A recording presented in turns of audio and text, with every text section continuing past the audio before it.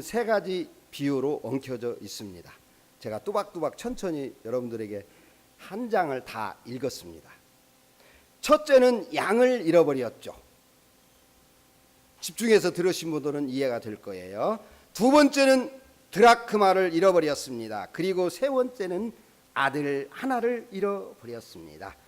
그 순서를 잘 보세요. 100마리 중 하나를 잃어버렸고 동물이죠. 두 번째는 사물이에요. 10 중에 하나를 잃어버렸어요.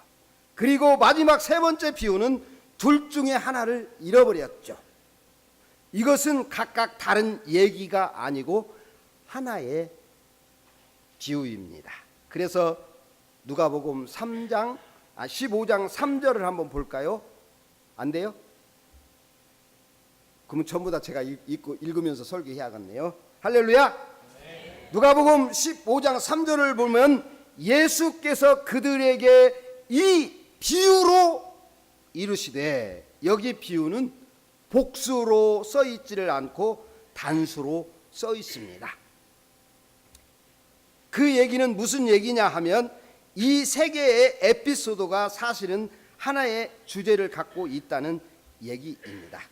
오늘 이 잃어버린 아들의 이야기를 통해서 이 세 주제가 무엇을 하나로 묶여서 얘기하고 싶은가를 들여다보도록 하겠습니다. 우선 유대 배경을 좀 이해하셔야 될 텐데, 유대 사회는 재산 분배 방식이 독특합니다. 어쨌든 큰 아들은 두 몫을 받아요. 그리고 둘째는 그 다음부터 자기 몫을 받게 되었습니다. 그러니까 몇 분의 몇을 받겠어요? 3분의 1을 둘째 아들은 받게 된다는 것입니다. 그런데 문제는 이 유산을 요구할 땐 반드시 조건 하나가 있어요. 아버지가 죽어야 그 재산을 요구할 수가 있습니다. 근데 지금 둘째는 아버지가 시퍼렇게 살아있는데 자기 몫을 요구한다는 것은 유대 사회 통념상 있을 수가 없는 천인 공로할 요구를 하고 있는 것입니다. 이 얘기는 정말 아버지 가슴에 대못 정도가 아니라 비수를 꽂는 것입니다. 아버지가 살아 계시는데 자기에게 돌아갈 유산을 요구한다는 것은 아버지 제발 좀 가시지요. 더 이상 살지 마시고, 이보다 험한 이야기입니다. 제 말이 아니에요. 성경에 나오는 말씀이에요. 제가 또박또박 천천히 여러분들 알아듣기 쉽게 하기 위해서입니다. 그 가운데 한 단어, 한순간에 주님이 오셔서 여러분들 만지시면 주님을 만날 줄로 믿습니다. 저는 그걸 가지고 설교하는 거예요. 제가 설교 잘해서가 아니라 성령님이 하시면 아무렇게나 저는 설교해도 여러분들이 은혜 받을 줄로 믿습니다. 특히 이 얘기는 유대 사회에서는 있을 수가 없는 상황이 전개되고 있어요. 근데 문제는 이 얘기를 예수님이 왜 하게 되었는가, 동기를 봐야 해요. 그 얘기를 들어야 할 청중은 누구인가를 이해해야 됩니다. 15장 1절 2절 보니까 모든 세리와 죄인들이 말씀을 들으러 가까이 나오니 바리새인과 서기관들이 수군거려 이르되 이 사람이 죄인을 영접하고 음식을 같이 먹는다 하더라. 아멘. 여러분, 가슴 아픈 둘째 아들의 얘기는 예수님이 왜 하게 되었습니까? 바로 정통 유대인들이라고 일컬었던 서기관들과 바리새인들 때문에 하게 된 이야기입니다. 여기 서기관과 바리새인들은요, 성경에 능통한 자들이요, 성경 박사들도 많이 들어있는 사람들이 아주 기가 막히게 빠삭한 사람들이에요. 이 교회 예배에 대해서, 말씀에 대해서는 모세 오경을 외울 수 있는 사람이 수두룩해요. 이 사람들이 그래요. 어떤 상황에서도 예수님이 그들이 버러지처럼 개 돼지처럼 취급받은 세리들, 창기들, 죄인들이죠. 지금 이방인들 말하는 거예요. 이런 사람들과 같이 식탁에서 음식을 예수님이 지금 나누고 있으니까 바리새인과 서기관들이 수근수근 한다, 그 말이에요. 이해가 되죠? 자, 유대인들 관습 속에는 식탁을 같이 한다는 것은 굉장히 중요한 가치인데 한 가족으로 동등하게 취급한다, 그런 의미입니다. 지금 바리새인들이나 서기관들 눈에 볼 때에는 있을 수가 없는 일이 정통 유대인들이 예수님과 함께 벌어지고 있는 거예요. 어떻게 정통 유대인들이 이 벌어지만도 못한 개, 돼지 취급받아야 될 창기와 죄인들과 식탁을 같이 하고 있을까?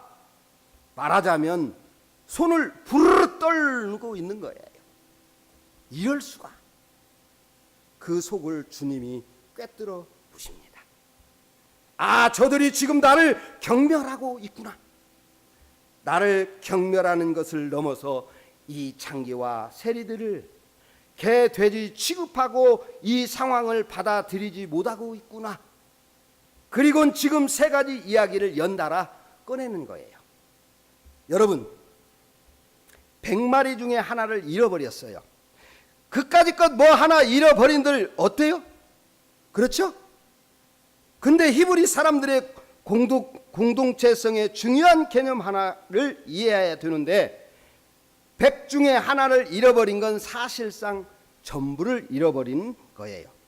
그 하나가 돌아오고 그 하나가 회복이 돼야 100이 온전해지는 것입니다.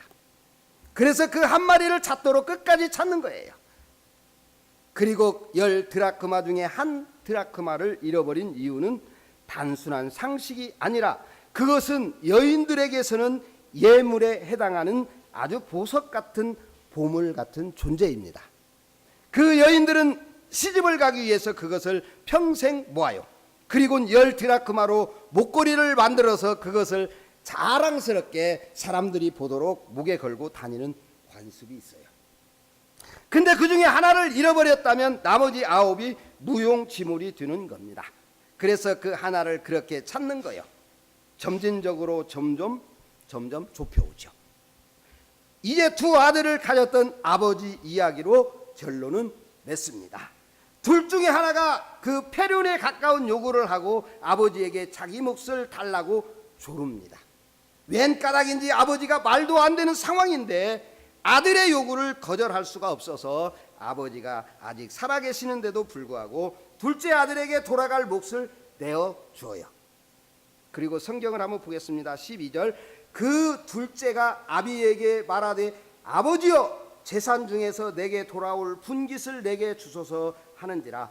아버지가 그 살림을 각각 나눠 주었더니 13절, 그 후 며칠이 안 되어 둘째 아들이 재물을 다 모아가지고 먼 나라에 가 거기서 허랑방탕하여 그 재산을 낭비하더니, 이 둘째는 자기에게 돌아갈 몫이 챙겨지자 며칠이 안 돼서 그 몫을 완전히 꾸려가지고 유대 땅 어느 알지 못하는 곳으로 간 것이 아니고 유대인들이 거의 가기 싫어했던 이방 땅으로 넘어가 버립니다. 이것은 무엇을 뜻하는지 아세요? 완전한 결혼을 얘기합니다. 다시는 돌아오지 않는다. 다시는 아버지 집으로 돌아오지 않는다. 완전한 결혼을 선언하고 떠난 겁니다. 자, 여기 보세요.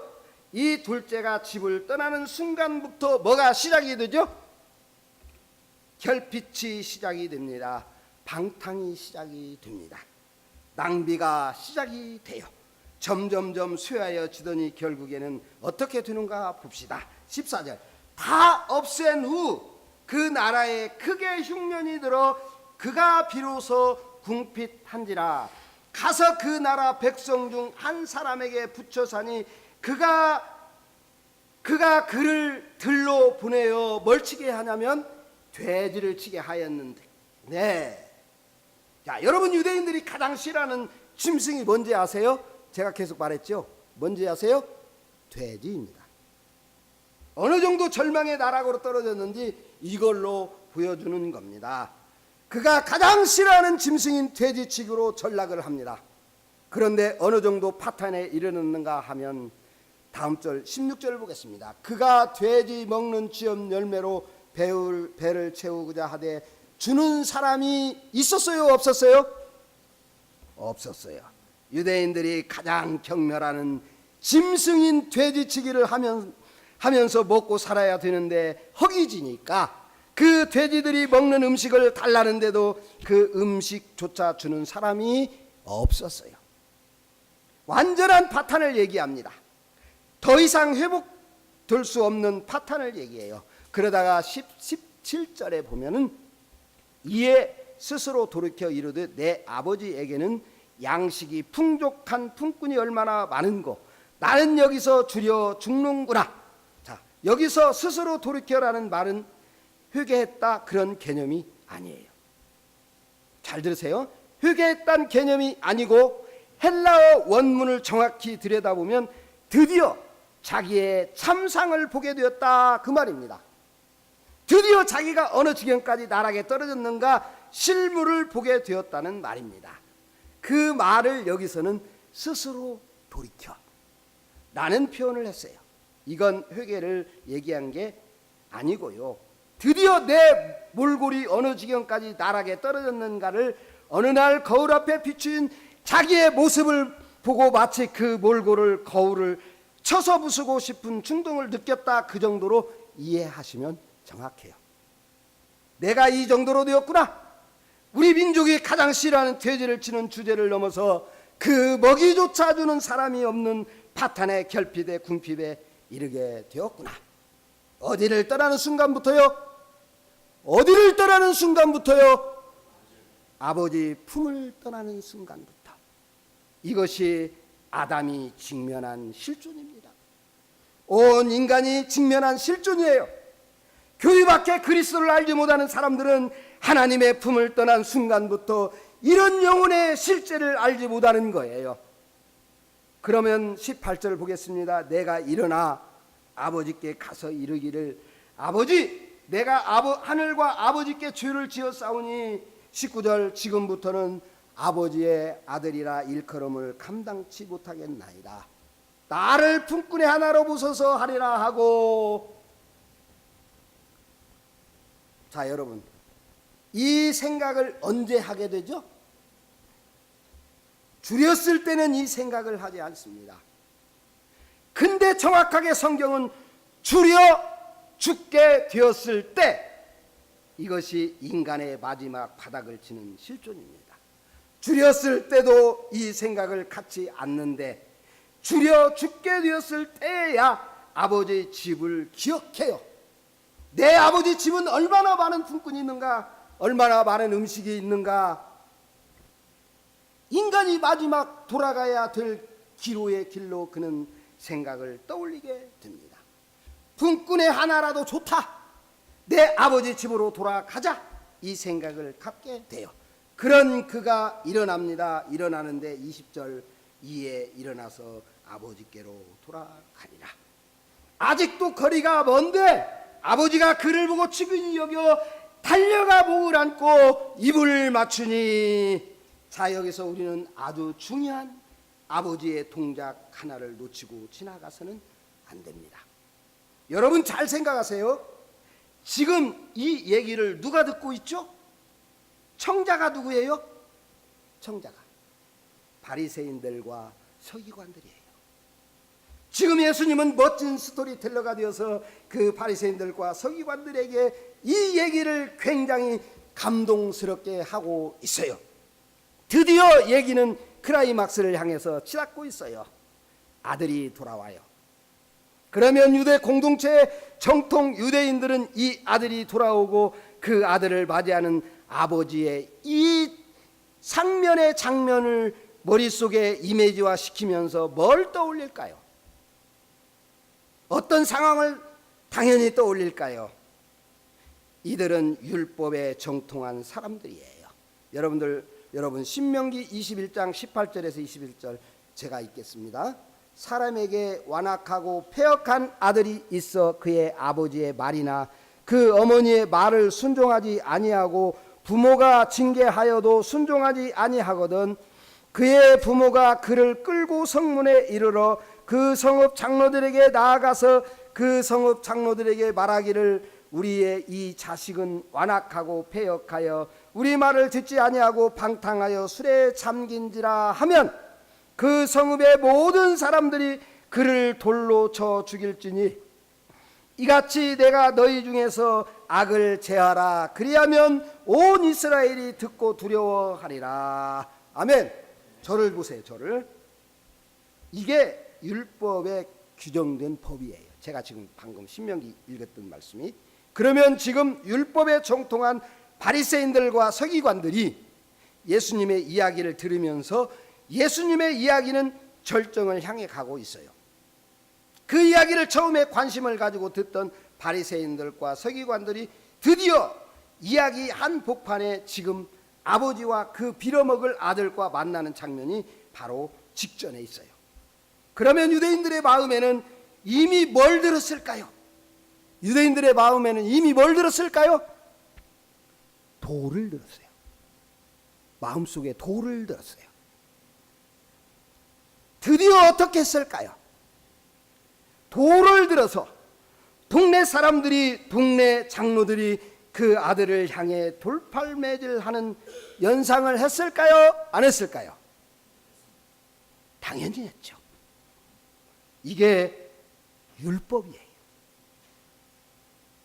이 아들은 보통 못된 짓을 하는 아들이 아니에요. 술 먹고 방탕한 정도가 아니에요. 아버지가 시퍼렇게 살아있는데 아버지의 유산을 챙겨서 절연을 하고 이방 땅으로 넘어가 유대인들이 가장 경원시하고 싫어했던 돼지치기와 그 창기와 술을 먹고 모든 것을 탕진하고 돌아오는 아들이에요.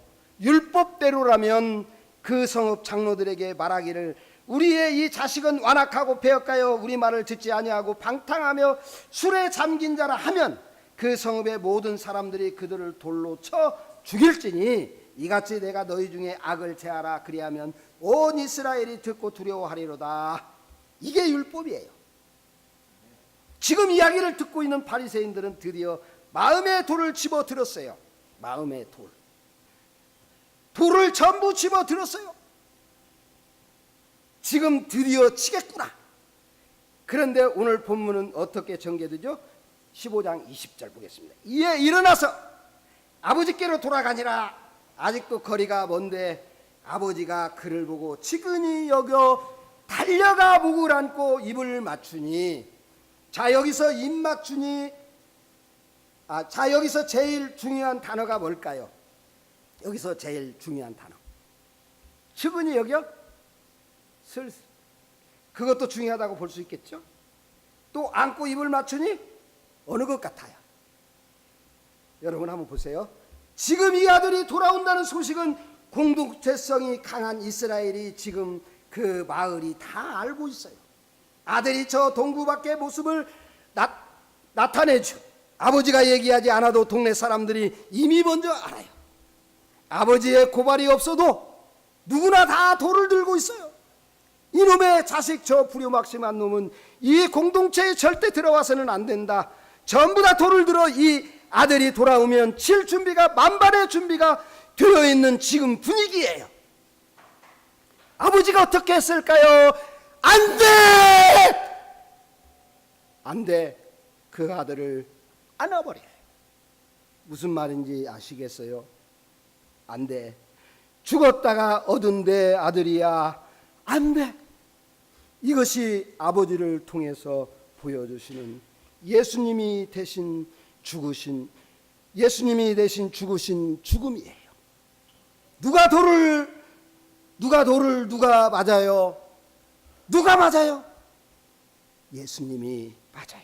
그래서 여기서 가장 중요한 단어는 달리는 아버지예요. 달리는 아버지. 안 돼. 이게 우리 아버지예요.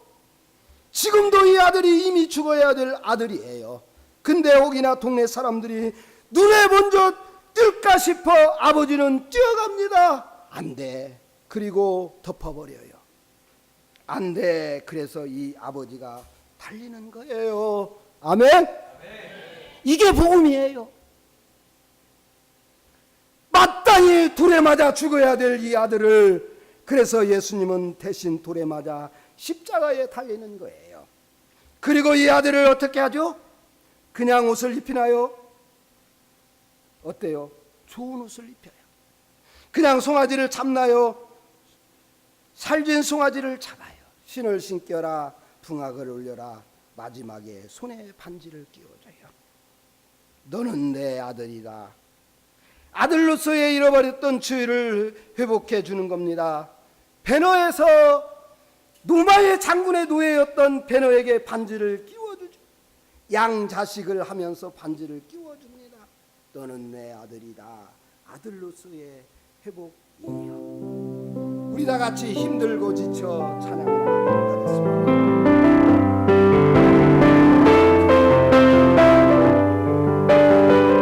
띄워주세요.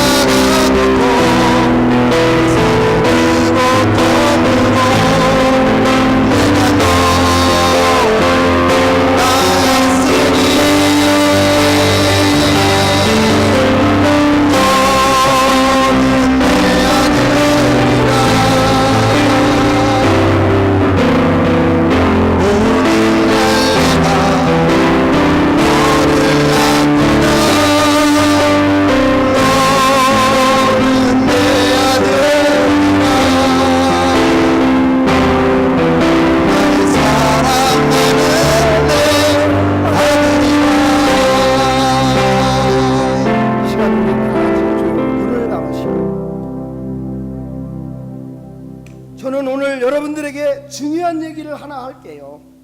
사랑하는 성도 형제자매 여러분, 예수 그리스도는 이 시간도 그렇게 길 떠나 잃어버린 영혼을 찾고 있습니다. 지금까지 내가 신앙생활을 했지만, 예수님을 믿느라고 살았지만 그 예수님이 나의 구주가 아니었던 사람들이 분명히 있어요.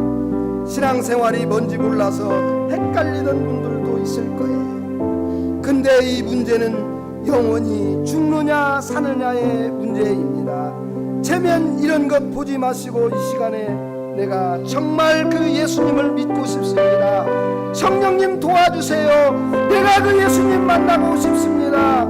방황하고 어지러웠던 걸음을 이제는 여기서 끝내고 그렇게 나를 대신 죽으려고 달려와서 나를 덮어주시는 그 아버지 나 만나고 싶어요. 그런 소원이 있은 분들은 조용히 그 자리에서 가슴에 손을 얹어 주십시오. 조용히 손을 얹어 주십시오. 예, 고맙습니다. 그 아버지는 죽어마땅한 아들을 위해서 아직도 거리가 먼데 맨발로 뛰어갑니다.